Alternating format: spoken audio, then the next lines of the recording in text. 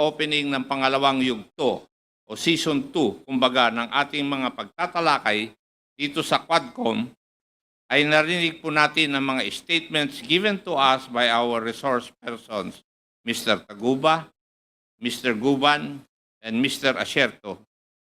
Atin din pong nasilip ang affidavit ni Mr. Las Cañas na ngayon ay witness na sa International Criminal Court.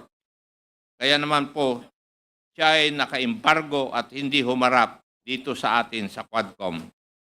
Each of these individuals all carried with them intimate knowledge of the inner workings of the drug trade in the Philippines.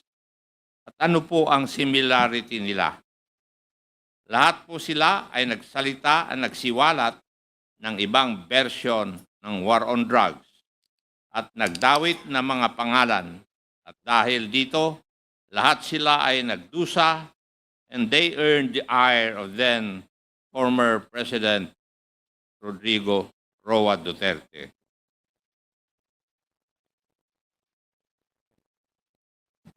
In the Philippines, nagsimula ang drug menace sa pag-usbong ng mga laboratory, gawaan ng droga o ang mga tinatawag na clandestine laboratories. Eventually po, narinig natin na ito ay napalitan ng business model ng pag-angkat or importation ng droga sa bansa. Malakas ang business of drug importation sa Pilipinas.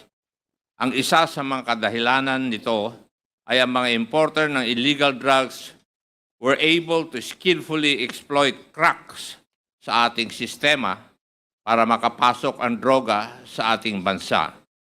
Ang tanong, bakit parang kabisado ng mga importers na ito ang mga vulnerabilities sa ating port security? Simple lang pala ang sagot. Dahil may protection, dahil may connection. For now, I will let these headlines shown here speak for itself. Narinig po natin ng paulit-ulit at nakondisyon na rin po ang ating mga utak na galit si former President Duterte sa droga. Sabi nga po niya sa ating law enforcement, pag may sangkot sa droga, kill, kill, kill.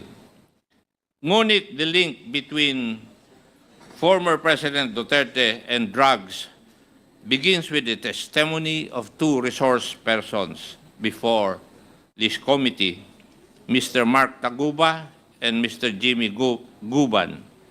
Ito po ang tale of two shipments, istorya ng dalawang shipment. Dalawang shipments kung saan sumabit si Mr. Taguba at Mr. Guban ay nangyari noong taong 2017 to 2018. Yan din po ang taon ng height of the war on drugs ni former President Duterte. Kapansin-pansin na kahit magkaibang shipment at ibang transaksyon ang pinag-uusapan, ang detalye ng dalawang kwentong ito ay pareho. Pareho pong bilyon-bilyon ang halaga ng syabong ipinasok. 6.4 billion in 2017 at 3.4 billion in 2018 na pareho pong nakatago sa mga gamit industrial. Metal cylinders in 2017 and magnetic lifters in 2018. Parehong pumasok sa Manila International Container Port at parehong dawit ang mga pangalan ni Honorable Paulo Duterte, Attorney Man Scarpio, and Michael Yang, anak, son-in-law, economic advisor at malapit na kaibigan ni former President Duterte. Nag-testify rin si Mr. Taguba na si Pulong o si Mans ang nagbibigay ng go signal para sa mga special containers. In short, these shipments do not go out without the go-ahead of Pulong or Mans, di umano. They allegedly control these shipments.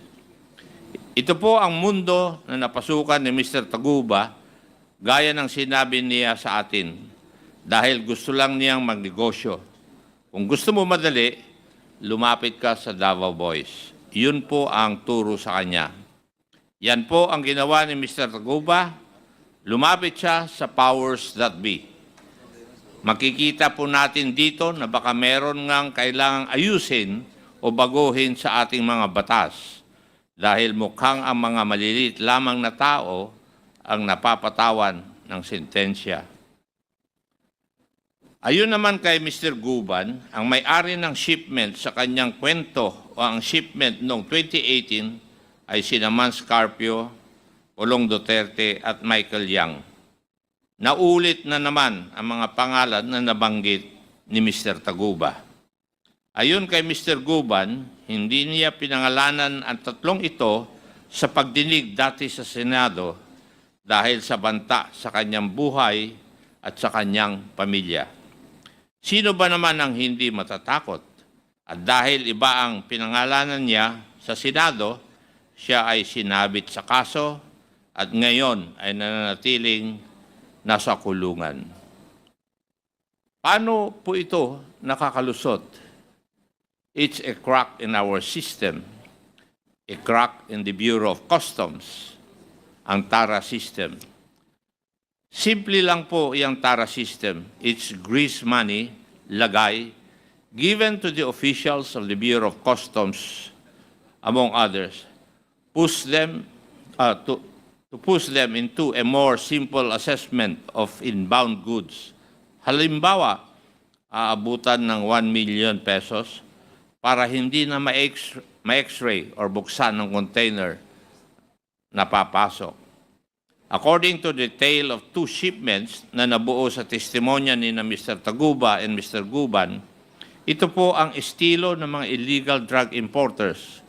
Magbabayad ng pera sa mga opisyal ng BOC para mabilis na makalusot ang kanilang mga shipments. Oo nga naman, di ba? Papaano madidetect ang isang shipment of suspected dangerous drugs kung simple assessment lang, walang x-ray or kahit anong form of physical examination? Ang mga nasangkot na pangalan sa ating tale of two shipments ay dapat palang matagal nang iniimbestigahan. These were all laid bare some time ago by Eduardo Asierto, an intelligence officer, a person in hiding for 6 years now just because of his intelligence report. Nagkamali siyang pangalanan si Michael Yang. Oo, pinapapatay siya ni former President Duterte dahil sa kanyang report at dahil ginawa niya ang kanyang trabaho. At sino naman itong si Colonel Eduardo Asierto? Si Colonel Eduardo Asierto ay isang narcotics operative na nag-verify at nag-imbestiga ng mga illegal schemes na nangyayari po sa Bureau of Customs. More than the reports covering the Bureau of Customs, Colonel Eduardo Asierto prepared thorough reports which he shared with the Quad Committee on the involvement of Michael Yang, Johnson Chua, and Alan Lim in the illegal drug trade in the Philippines. Ayan po ang diagram ni Colonel Asierto kung saan makikita na si Michael Yang kasama ang kanyang mga business partners, Mr. Alan Lim and Mr. Johnson Ko, ay tatlo sa critical na bahagi ng operasyon ng droga sa ating bansa. Ayon sa diagram, si Mr. Alan Lim ang local source. Si Mr. Yang ang taga-ayos ng importation side at si Mr. Ko ang distributor. Ipinapakita rin ng slide na ito kung gaano kakomplikado at organisado ang network. Ito po ay end-to-end, kompleto from supply to distribution na may kasamang na ring money laundering operations. Itong mga personalidad na ito ay pamilyar sa atin. Ilang beses na rin lumitaw ang pangalan nila sa Quadcom. Si Alan Lim ay kilalang asawa ni Rose Nono Lim. Si Michael Yang, economic advisor of former President Duterte, and itong si Johnson Koo naman is the person known to have financed and established the infamous Dumoy Laboratory. The incident concerning the Dumoy Laboratory is where Michael Yang, as it would appear, started to build his bones in the drug trade. Matatandaan natin na ang kwento sa Dumoy Laboratory ay nagsimula mula sa dalawang container vans na dumating sa Davao, which Michael Yang and a certain Panther received. Thereafter, pumunta sila sa isang warehouse na nire-rent ni Alan C. At this time, Michael Yang's involvement in dangerous drugs was just very small. His only task was to transport precursor materials necessary to create shabu. Ang role niya po niya noong circa 2004 ay ang i-transport ang precursors mula sa port to the laboratory. Ito ang napag-usapan natin sa Dumoy Raid. 6 na Chinese nationals ang namatay. Base sa raid, na-discover nila na si Alan C. at si Johnson Chua ay ang mga may-ari ng warehouses at laboratories na ni-raid. Mula po sa investigasyon natin dito sa Quadcom, nalaman po natin na hindi ma-account kung ano po ang nangyari sa mahigit 10 pang naaresto ng mga Chinese sa raid na yun. Mahalaga po itong Dumoy raid na ito dahil ayon mismo kay former President Duterte in a recent interview, inubos daw niya ang mga sangkot dito. Later on in 2005, affiliates of Alan C. were arrested and warehouses rented by Johnson Chua were discovered in the provinces of Bukidnon and Cagayan de Oro.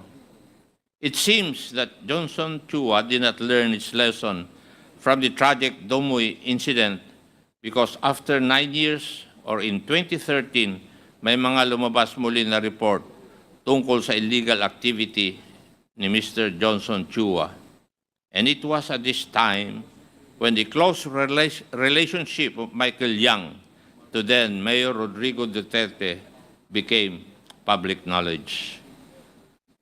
From receiving shipments of precursors from the ports and transporting them, malayo na ang narating ni Michael Yang.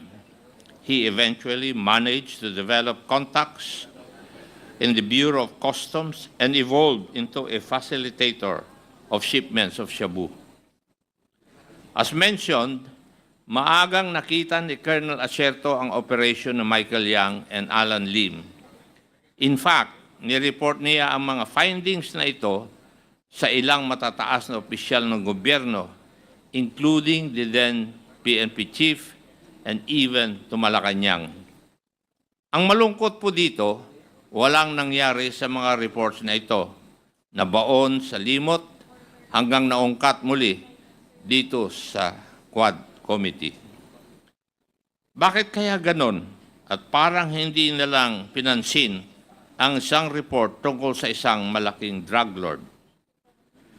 At this juncture, we wish to emphasize na itong si Michael Yang ay malalim ang pagkakatali sa Davao City.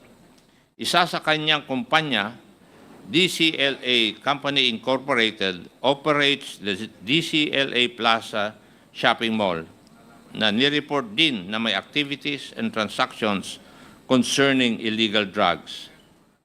Huwag po nating kalimutan na sa pag-aaral ng Quadcom, DCLA also owns Paili Holdings Corporation, the holding company of Paili State, which constructed Clark Majestic World, where 2 Chinese nationals were arrested for kidnapping a Chinese and a Vietnamese national. Yan pong mga usapin na yan ay nakakabit naman sa Pogo. Si Acerto ang unang nagbanggit ng koneksyon ni Michael Yang. Pero imbis na umaksyon o mag-imbestiga pa na mas malalim, former President Duterte resorted to threatening the life of Colonel Acerto Akala ko ba war on drugs tayo? Anong nangyari? The reports relayed to us by Colonel Asierto only support the participation of several high-ranking officials, including Senator Bato de la Rosa, Director General Aaron Aquino, Senator Bongo, Director General Wilkins Villanueva, and of course, Alan Lim, Michael Yang, Li Wenxiong, Johnson Chua, and Yan Yishu. Umabot po sa matataas na opisyal na ito ang report ni Colonel Asierto. Inuulit ko po, walang nangyari. Nariyan din po si Arturo Las Cañas, a self-confessed former original member and hitman of the Davao Death Squad and a retired police intelligence operative and investigator. Unang lumutang ang pangalan niya sa mga investigasyon noon sa Senado noong taong 2017. Una, sabi niya walang Davao Death Squad. Ngunit binago niya ang kanyang mga binitawang statements sa Senado at agarang itinuro si former President Duterte. Sa kanyang 186-page affidavit na nakita rin ng Quad Committee na kwento ni Las Cañas ang tungkol kay Mr. Duterte at mga taong lagi niyang kasama, whether it be about drugs or about kill orders. Nagtatandem po ang usapin ng droga at ang extrajudicial killings or EJK. Incidentally, in his affidavit, Las Cañas recounts the infamous Domoy Laboratory.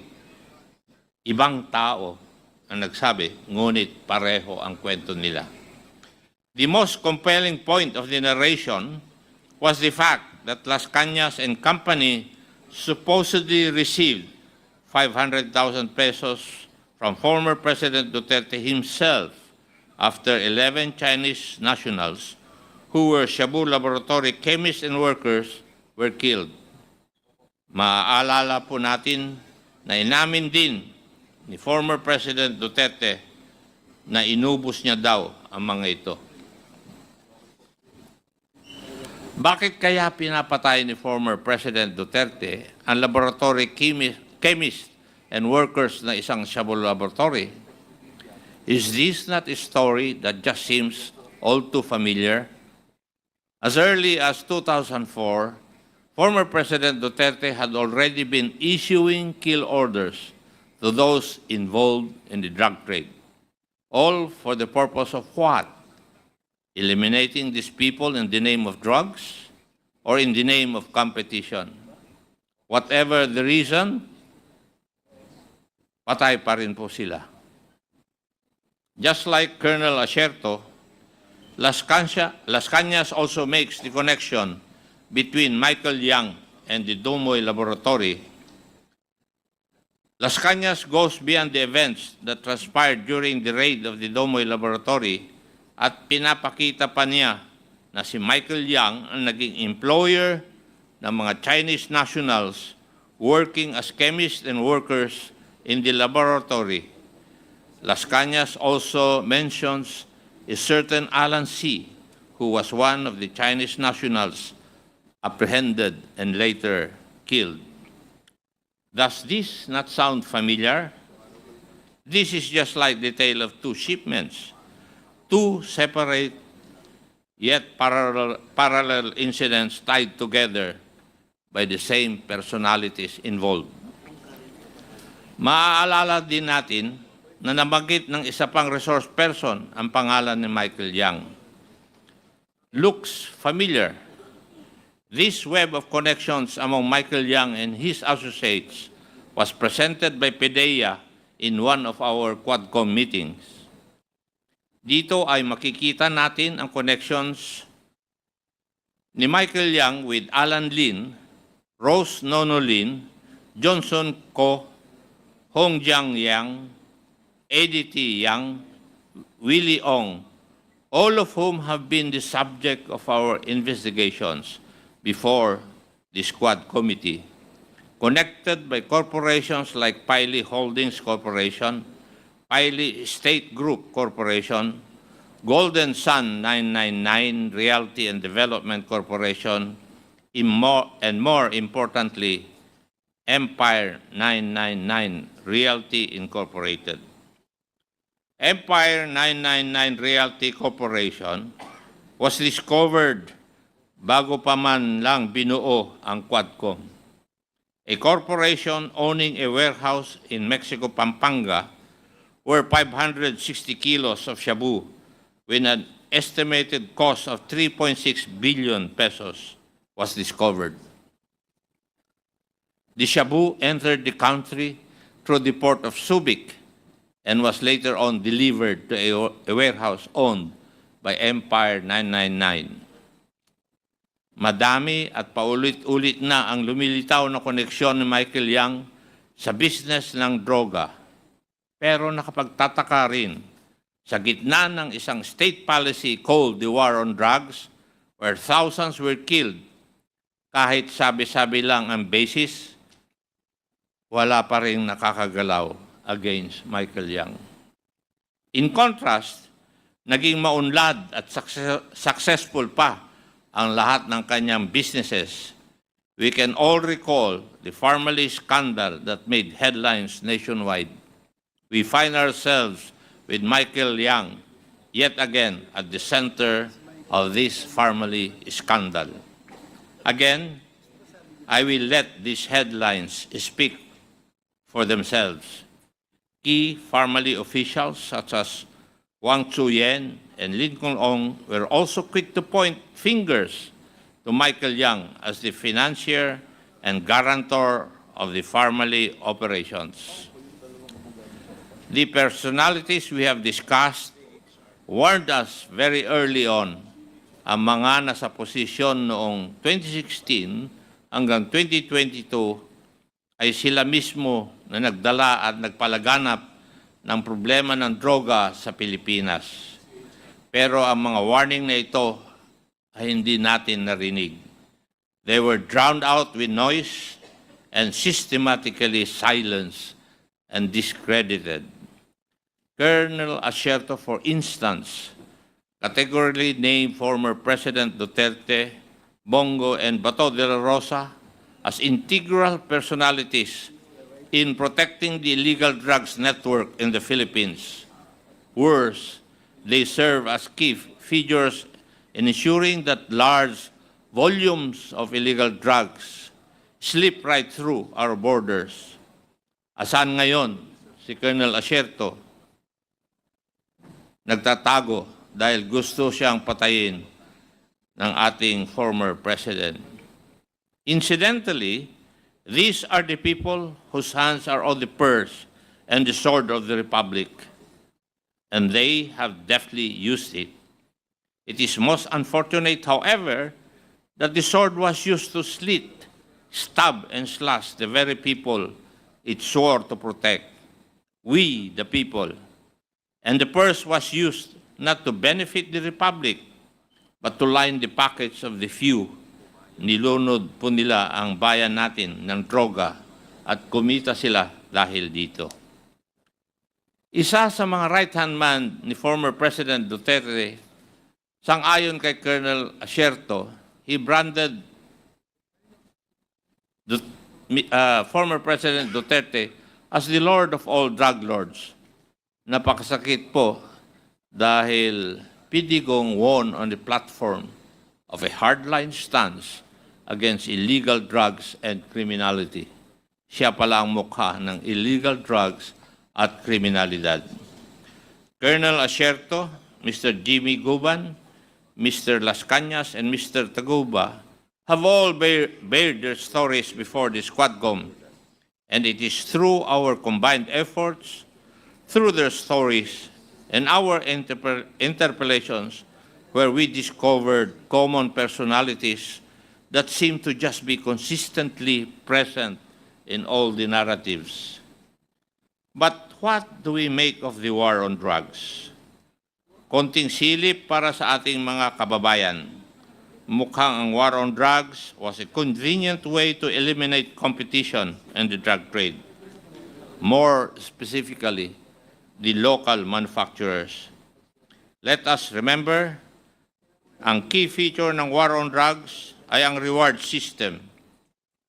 Every kill is compensated.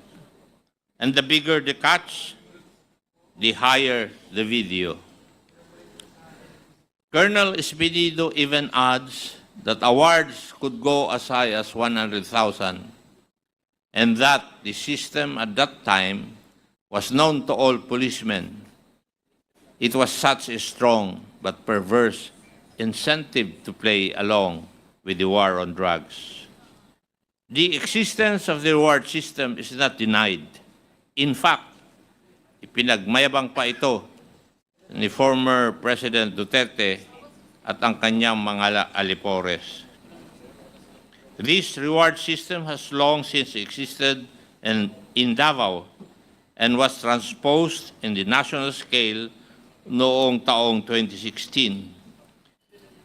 Evidently, this reward system caused the systematic killing of operators of drug laboratories and chemists and those distributors who source their product from these local manufacturers. Ano po ang benefit? Open season na po for drug importers.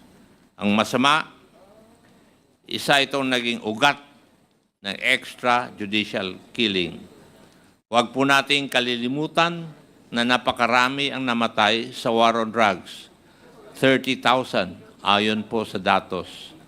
Narinig po natin ang mga pamilya ng mga naging biktima ng war on drugs. Marami sa kanila, ayon kay former President Duterte, ay collateral damages. Shit happens, ayon kay Senator Bato de la Rosa. Ladies and gentlemen, the Quad Committee has started to uncover a grand criminal enterprise, and it would seem that at the center of it is the former president. Napakasakit po nito dahil tayo pong lahat ay nabudol. Mahirap po ang trabaho natin dito sa Quadcom. Walang gustong pumalag sa sistema. Walang gustong bumangga sa isang popular na dating presidente. Pero kami po, tulad niya ay halal ng taong bayan. Kaya ipagpapatuloy po natin ang ating inquiry at sisiguraduhin po naming ayusin ang ating mga batas upang masiguro na hindi na mauulit ang mga kaganapang ating natuklasan.